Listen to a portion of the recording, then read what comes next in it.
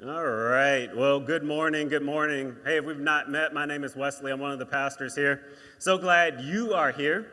This morning, we are continuing our series that we started last week called Tension, Real Faith in a Real World. And really in this series, we're looking at where we as people of faith, we dream of a world where all is made right, where everything is healed and whole. We long for that reality. But we live in this world, right, where there's doubt, where there's conflict, disagreement, where there's broken relationships, fear, and anxiety. We're exploring all of these in this series. And these are part of our lived experience. And sometimes we feel the tension between what we have and what we hope for. And in this series, we're exploring what it looks like for us to live into this tension, live with this tension in this world, with our feet firmly planted in this world, not looking to some world to come or just simply longing or waiting for that world that is to come, but leaning in and living to bring heaven on earth right here where we are. And last week, Ruth kicked us off in this series talking about doubt. This morning, I'm talking about handling conflict and disagreement. Now, what a topic. One that's so relevant, and because relationships play a role in all of our lives. And this is a topic that's relevant to all of us, I'm sure, because we all live in relationships, and I'm sure we all have some relationships that we would say are challenging. But relationships are essential and valuable part of our lives. In fact, we were made to live in community with one another. And healthy relationships are life-giving. They're enjoyable. They're energizing. In fact, studies show that a healthy relationship can lower your stress and contribute to your physical health. But challenging relationships have the opposite effect, as many of us can testify. They can cause all kinds of stress and anxiety. They can literally suck the life out of us, causing us to avoid meaningful engagement with one another and leaving us with nothing but superficial, shallow relationships.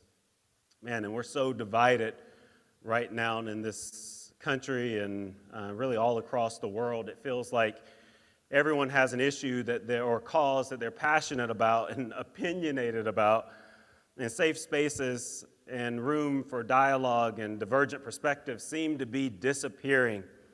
And sometimes it feels like, at least this is the way I feel, sometimes I feel like I have to kind of tiptoe into conversations, testing the water, so to speak, trying to avoid saying something that's offensive or something that's going to cause even more relationship tension.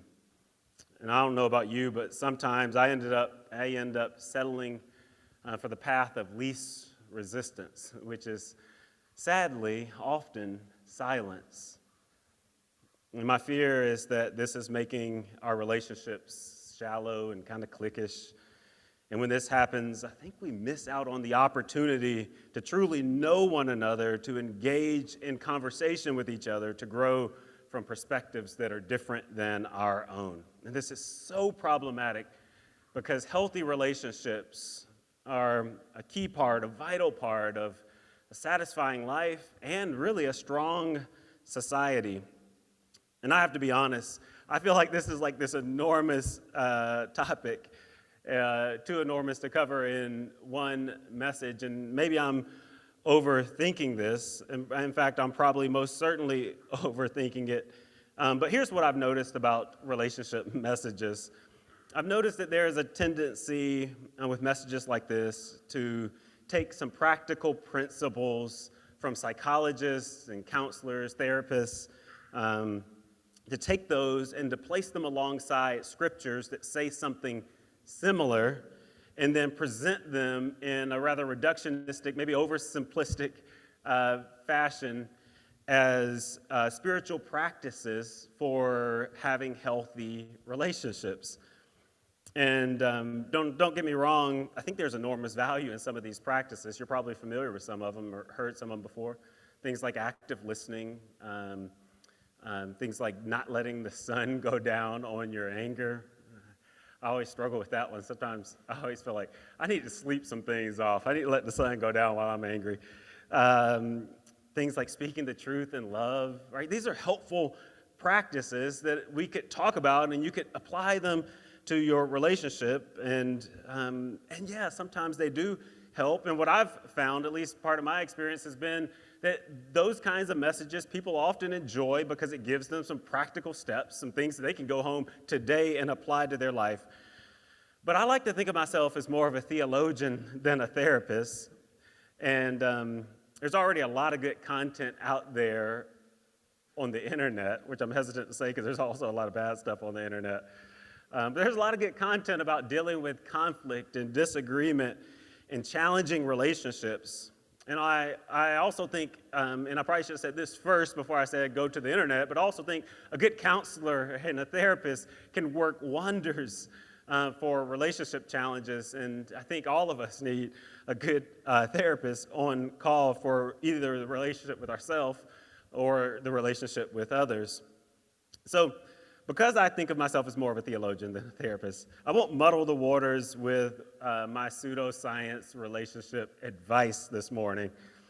Instead of presenting these practices and principles for handling conflict and disagreement, I'd prefer to spend some time this morning thinking about a phrase that Jesus uses in Matthew chapter 9, which is peacemaker, or a word that Jesus uses in Matthew chapter 5, verse 9, which is peacemaker. If you're not familiar with that verse, Jesus says in Matthew 5, verse 9, "Blessed are the peacemakers, for they will be called children of God." And so this morning, I simply want to share some thoughts on being a peacemaker or peacemaking as a way of being in the world. Peacemaking as a way of being in the world. Now, Matthew 5, verse 9 is the only place this term peacemaker appears in the Bible. This verse is part of a much larger section known as the Beatitudes, which is part of a much longer section known as the Sermon on the Mount. I think it's Matthew 5, 6, and 7 that contain the Sermon on the Mount. And in this sermon, Jesus presents a message that was quite revolutionary for his time and countercultural in our time. And the Beatitudes are positioned right at the beginning of this section, and they function not so much as commands, but rather as thresholds to a new way of thinking. And they confront us with the question, if we, the people who follow Jesus, are shaped by the teachings of Jesus, what kind of people, what kind of community will we be? Let's just read the first 10 verses of Matthew chapter 5. And if you've heard these verses before, just pretend with me like this is your first time hearing them, all right? So Matthew 5, verse 1 through 10. It says, "Now when Jesus saw the crowd, he went up on the mountainside and sat down. His disciples came to him, and he began to teach them. He said, 'Blessed are the poor in spirit, for theirs is the kingdom of heaven. Blessed are those who mourn, for they will be comforted. Blessed are the meek, for they will inherit the earth. Blessed are those who hunger and thirst for righteousness, for they will be filled. Blessed are the merciful, for they will be shown mercy. Blessed are the pure in heart, for they will see God. Blessed are the peacemakers, for they will be called children of God. Blessed are those who are persecuted because of righteousness, for theirs is the kingdom of heaven.'" Now, if you hear nothing else in this passage, I want you to pick up on the upside-down, countercultural, not what we're prone to think way of Jesus' teaching. Blessed are the poor, he says. Blessed are those who mourn, the meek, the hungry, the persecuted, right? The language here is signaling to us that the path of following Jesus is just not intuitive. And therefore, we can't expect to intuit our way into what Jesus calls peacemaking. In fact, in Matthew's gospel, Jesus calls the community shaped by his teachings the kingdom of God because it forms an alternative kingdom to the kingdoms, the empires, the power structures, an alternative to the kingdoms, the empires, the power structures of this world. And the command that Jesus gives the citizens of his kingdom isn't to take over the kingdom of this world. It isn't to control it. It isn't to rule it. Rather, it's to exist within it as an alternative kind of society bearing witness to the renewing work of God within our society, with an open door to anyone, to everyone who wants to intentionally join in what God is doing in the world. And so the Beatitudes, they're not imperatives, rather, they're an open invitation to a different way of life. And it's here that we find this term, peacemaker, along with a number of other different terms and phrases that Jesus doesn't really define. And I thought a little bit about this, and I think the reason why Jesus doesn't define these and why he just kind of runs through this list is because he himself is the definition. So if you want to know what it means to live as a peacemaker in this world, then we have to look at Jesus and watch how Jesus lived and study his way in the world, because Jesus shows us how to live as peacemakers in the world. And that brings me to my first thought on peacemaking as a way of being in this world. And that is that Jesus is our paradigm for peace. Jesus is our paradigm for peace. Now, personally, I struggle to say that without acknowledging that much of the division, conflict, disunity, and even violence in the world has been perpetrated or endorsed by the church and people who identify as followers of Jesus. I recognize that this can make the decision to follow Jesus challenging. And for some, it makes it difficult to take statements like Jesus is our paradigm for peace seriously. A lot of people want nothing to do with Jesus or the church because of how entangled the church has become in the power structures of this world and how complicit it's been in the oppressive, nationalistic, militaristic, power-hungry, greedy, self-centered culture of our world. You know, we are, after all, meaning-making machines, and we're all born with the ability to process data from the world around us and draw conclusions and connections. And some have reasoned, given what they've seen, that there's got to be a better way than the way of Jesus. And if that's you, I'm not judging you. In fact, some days I'm right there with you because I've seen some of the same things you've seen. I've studied church history, and it's not always been pretty. But on my clearer, more hopeful days, I believe that the way of Jesus is still a path worth following, and that the teachings of Jesus and the kind of community that Jesus committed his life to forming is the kind of community that our world needs right now, and a community committed to selfless, self-giving, sacrificial, indiscriminate love and acceptance is just what our world needs right now. Because our world is filled with fear and anxiety. Our society is changing. In some ways, it's expanding. In fact, there's a lot of good, more inclusive changes happening in society. But as human beings, we just don't deal with change very well. We fear what we don't know. We fear what we don't understand. And it seems to me that we, humans, have a tendency to treat power and control as an antidote to fear and anxiety. And when we fear something, we dig our heels in firmly into our position or whatever issue we're passionate about and use whatever power we have to create a world that aligns with what we believe to be right in this world. And this reliance, maybe even over-reliance on power and control, has produced a polarized culture where everything is black and white, right or wrong, good and evil. There are allies and there's opposition, and we erect strong boundaries to delineate who's with us and who's against us. And this creates an echo chamber of sorts that only serves to reinforce our position and distance us from others who have a different perspective. And ultimately, this polarization and dependence on power has become the source of many conflicts in our world. And I think that Jesus is one of the best examples of having access to power, but laying it down to display the power of love. And that's why we're a community that's committed, a community of hope and transformation that's dedicated to following Jesus. Because we believe that the kind of love that Jesus displayed is able to bring about the kind of whole and healed world that Jesus envisioned, a world that we all long for. In our relationships, though, this means intentionally engaging in relationships with people we disagree with. And that is so hard right now. Thomas Keating, a theologian and author, helps us understand the kind of love that Jesus embodied, this kind of boundary-crossing love, this love that transcends the barriers that divide us and builds bridges with those we disagree with. He says, we're all like localized vibrations of the infinite goodness of God's presence. So love is our very nature. Love is our first, middle, and last name.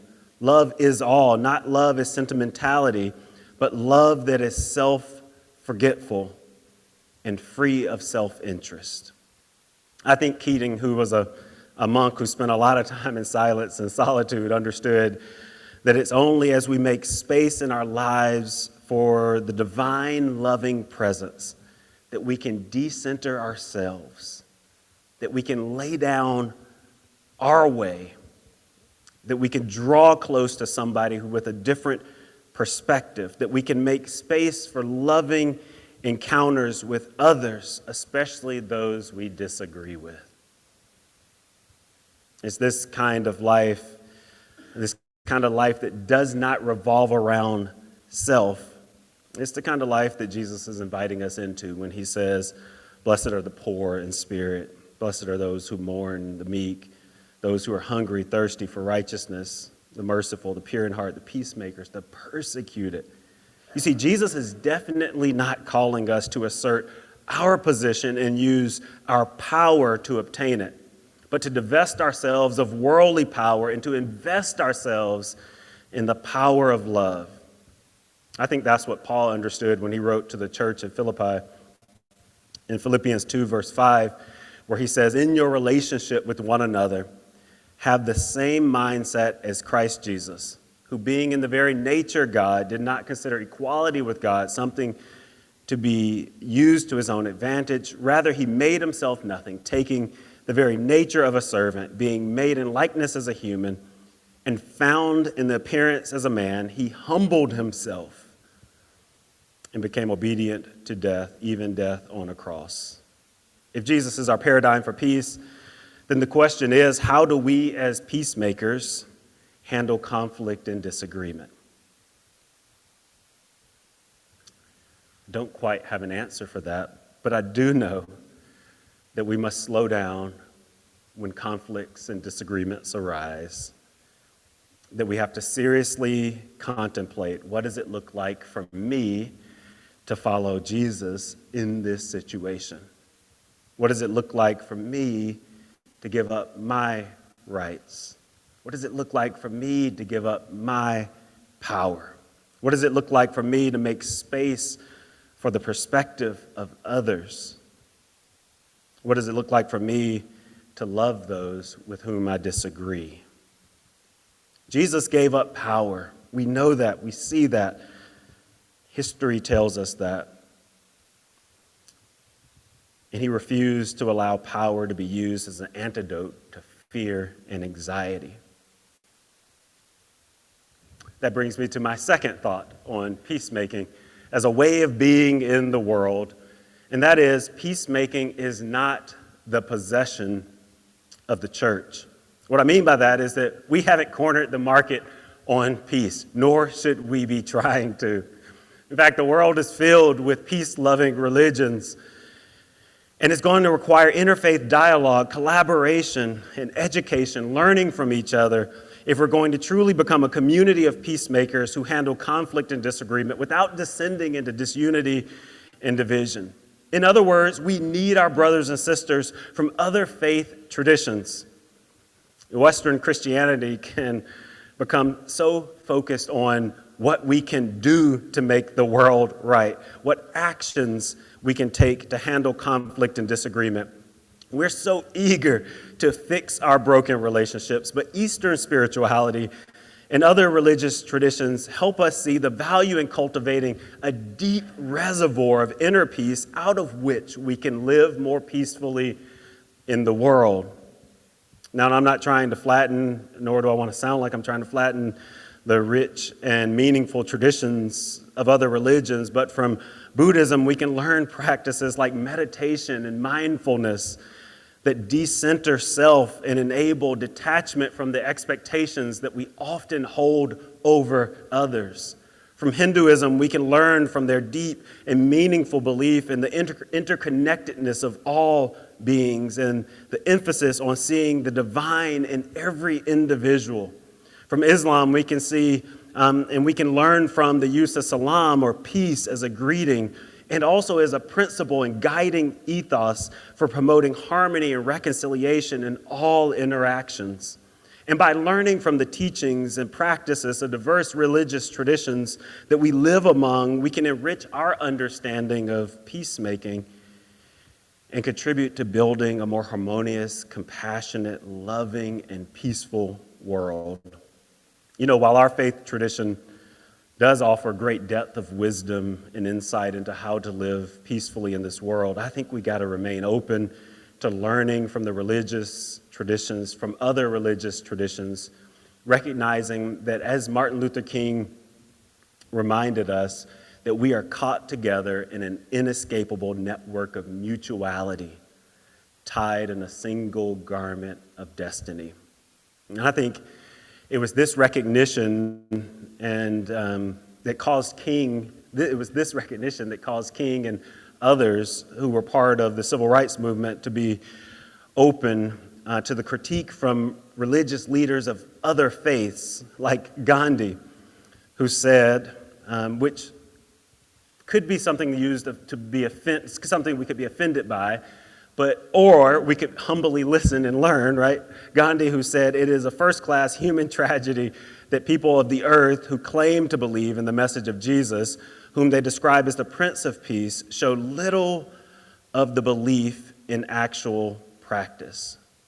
You know, King didn't just listen to Gandhi's critique, but leaned in and learned from his nonviolent way of being in the world. It's wisdom from Gandhi's Hindu tradition that revolutionized the civil rights movement and led us closer to the conciliation of relationships between the races. You know, there's another quote from Gandhi, one that we're probably more familiar with. Some people question whether it actually came from Gandhi himself or someone else. You kind of hear it around here. It's be the change you wish to see in the world. And oftentimes, what I've seen happen with this quote is through our Western ears, we hear it as a call to action, a call to do stuff to make this world a better place. But if Gandhi did in fact say it or say something similar to it, he would have been teaching that first we must be something different. Because Gandhi's teachings emphasized personal transformation that's necessary for social transformation, that we must begin within if we want peace in the world. If we want peace in our relationships, there's an inward journey that we must take. You know, there's many Christian theologians and authors who have taught and influenced the way we think about peace, but they've drawn from the teachings of other religious traditions. Like Thomas Merton, a Trappist monk and prolific writer, he was influenced heavily by Zen Buddhism, and he emphasized contemplation as a means to foster peace within oneself and then within society. Henry Nouwen, a Catholic priest, theologian, and author, explores themes of spirituality, vulnerability, and compassion in his writings. He drew from Hinduism and Buddhism, integrating elements of Eastern spirituality into his understanding of contemplative prayer and inner peace. And he emphasized the importance of inner peace as the foundation of peacemaking. And then there's Howard Thurman, who I'm spending a lot of time with these days. I'll tell you about it sometime. But he was a pastor and theologian and author who believed deeply in the interconnectedness of all beings, which he called the harmony of creation. This belief led him to build bridges with people from different backgrounds and traditions. He believed that by accessing something deep within ourselves, that we could find common ground with those we disagree with, the kind of common ground that transcends the barriers that keep us apart.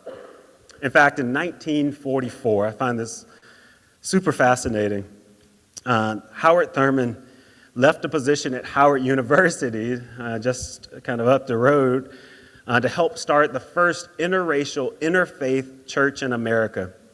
And about this experience, he says, I had to find out for myself whether or not it's true that experiences of spiritual unity and fellowship are more compelling than the fears and dogmas and prejudices that separate men and women. And if these experiences can be multiplied over an interval of sufficient duration, would they be able to undermine the barriers that separate one man or woman? Thurman believed that it's possible to transcend the divisions that cause or that lead to a lack of empathy and lead to conflict and disagreement. But only, he believed, we could do that by going on an inward journey. We had to do some internal work that enables us to see the humanity in others, especially those we disagree with. Drawing from other religious traditions, Thurman established in the church that he started, that was in San Francisco in 1944, the church he started, he established a time of meditation before the Sunday service, where people would gather in a space and they would go on that inward journey together, believing that that was the only way that we could make space for those with whom we disagree. You know, it's natural and normal for us to want to handle conflict and disagreement. But the wisdom of the great religious traditions of our world remind us that peace and peacemaking must begin within. In fact, Thich Nhat Hanh says, he's a Vietnamese Buddhist monk, he says, in modern society, most of us don't want to be in touch with ourselves. We want to be in touch with other things like religion, sports, politics, a book. We want to forget ourselves. Anytime we have leisure, we want to invite something else to enter us, opening ourselves to the television and telling the television to come and colonize us. You know, I have a friend who frequently reminds me that we are human beings, not human doings. Sometimes we just need to be still and experience God's presence instead of jumping into action and trying to handle conflict and disagreement, trying to resolve relationship tension or fix challenges we have in our relationships. In fact, and this is the harder lesson for me, is that sometimes there's something for us to learn in those challenging spaces. You see, the wisdom of other great religious traditions of the world teaches us that the divine presence is always present with us to be experienced and encountered. And if we can make space for God, God will help us see the humanity in one another, and we'll make space for others. All right. Third thought I want to share about peacemaking as a way of being in the world is that peace, or at least the pathway to peace, is filled with paradoxes. The pathway to peace is filled with paradoxes. And I wish I had more time to talk about this point, but here's the thing I want you to hear. The biblical concept of peace is more than just the absence of conflict, but it's the presence of something better. It's the presence of healing, wholeness, restoration, justice, reconciliation. It's not just the absence of conflict, but it's the presence of something better, something that we all long for. And so silence in the name of keeping peace is not peacemaking. Refusing to discuss certain topics is not peacemaking. Avoiding certain people because you don't have the energy to deal with them right now is not peacemaking, it's peacekeeping. Peacekeeping aims to lessen conflicts, but all too often upholds status quo. Now, I'm not saying that there isn't a time and place for peacekeeping. Sometimes a relationship can become so volatile that peacekeeping is necessary. And there's some people that might be so toxic to be in a relationship with that you might need to avoid them for a season. Sometimes for your own mental well-being, peacekeeping is necessary. I just think we got to be careful not to confuse peacekeeping with peacemaking. Peacekeeping is protective. It builds walls around us. But peacemaking is restorative. It renews our world. It brings about wholeness. Peacemaking is about participating in God's work of renewing the earth. And as a community of hope and transformation, we have to have a bias towards peacemaking, not peacekeeping, because Jesus was a peacemaker. And if we're going to follow Jesus, then we must engage in peacemaking too, even when it's hard. Therefore, we must refuse to settle for keeping the peace. We have to refuse to choose the path of least resistance. If we're going to make the world a better place, or at least participate in making the world a better place, we must learn to embrace discomfort and upheaval as a necessary part of the path towards peace. I think this is what Jesus was getting at in Matthew chapter 10, verse 34, where he says, "Do not think that I've come to bring peace to the earth. I have not come to bring peace, but a sword. For I've come to set a man against his father, a daughter against her mother, and a daughter-in-law against her mother-in-law, and a person's enemies will be those of his own household." This passage, more than any other passage I can think of, encapsulates the paradoxical nature of peacemaking. Jesus is teaching that the pathway to peace will cause conflict and disagreement, even with those who are part of our own family. Because what peace, real peace, entails might challenge, in this world, often challenges some of the deeply entrenched beliefs of people we are in relationship with. But remember, peace is not just the absence of conflict. It's the presence of healing, wholeness, restoration, justice, and reconciliation. And this paradoxical nature of peacemaking is particularly seen in the pursuit of justice. Because in this nation, we're so divided about what justice includes and how we should go about making or contributing, working towards a more just society. And there are so many times that we know that speaking up will cause relationships to break down. But over and over again, the scriptures remind us that as followers of Jesus, as people committed to making this world a better place, that we have to speak up on behalf of the poor, the oppressed, the marginalized, to make the world a more just place.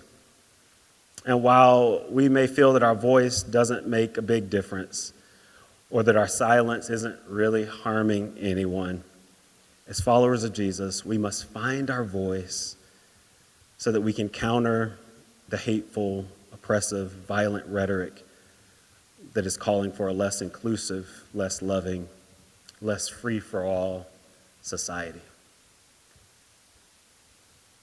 I guess what I'm trying to say is that peacemaking, handling conflict and disagreement, is not a clear-cut path.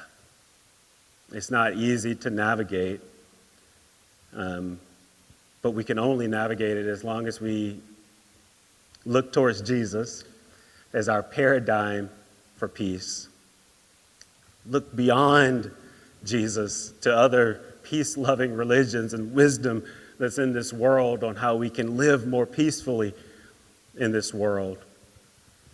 And that we wrestle, that we genuinely wrestle.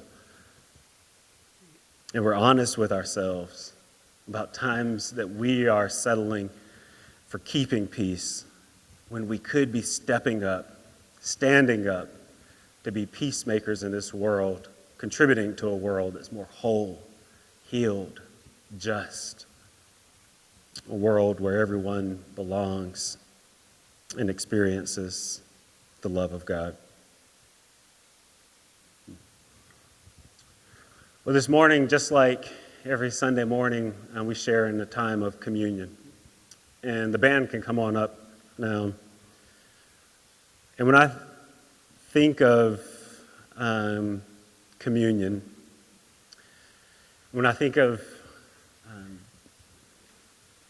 this meal that Jesus shared with his disciples, where he broke bread and he drank wine and encouraged the disciples to repeat this practice in remembrance of him,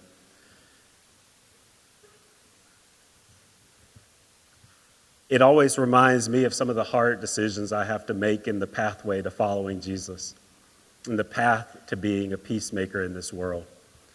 And so for me, when I go to the table, it's not so much about remembering the fact that Jesus died, but it's about remembering what Jesus' death means for me, what Jesus' death is calling me to do, to be, to become in this world.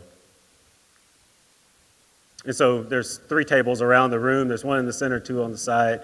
They've been prepared for communion, where you can go to these tables and you can spend time engaging, reflecting, contemplating how God might be leading you to be a peacemaker in this world.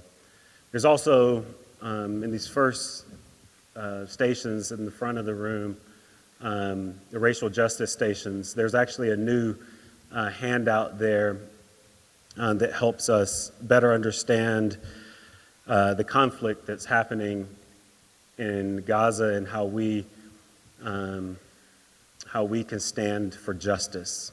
There's also the event Understanding Seeds of Violence in Gaza event that's happening after service, which I would encourage you to stay for so that we can continue thinking about how we might be peacemakers in such a complex and complicated situation. I feel like I need to say that there's also a station for lament that's in the back of the room, and you could light a candle. You could spend some time writing about what you're lamenting. Our world is facing challenges of division and brokenness and strife.